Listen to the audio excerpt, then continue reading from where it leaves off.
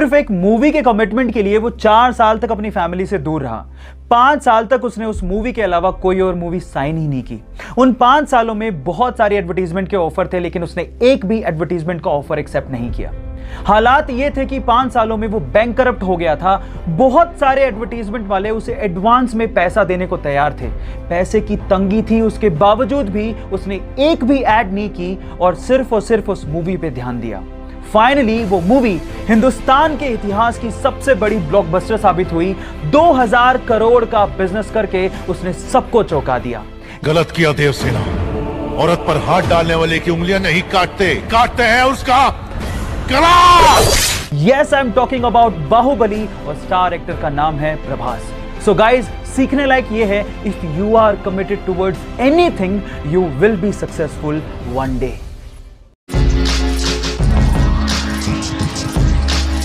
छुट्टियां किसे अच्छी नहीं लगती, और छुट्टियां होनी भी चाहिए जिससे हमारी वर्क एफिशिएंसी इंक्रीज होती है।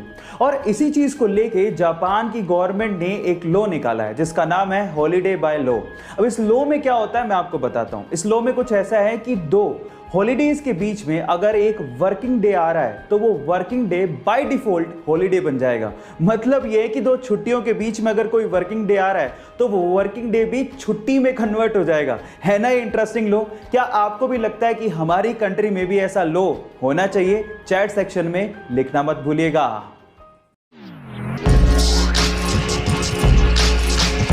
गाइस, ये घटना है जापान की, जहां के एक ट्रेन स्टेशन कायुशिराताकी को यात्रियों की कमी की वजह से बंद करने का फैसला लेना पड़ा।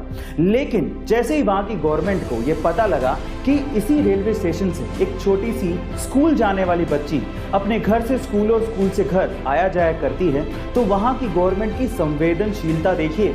जब तक उस लड़की की ग्रेजुएशन पूरी नहीं हो गई, उस ट्रेन स्टेशन को बंद ना करने का फैसला लिया गया।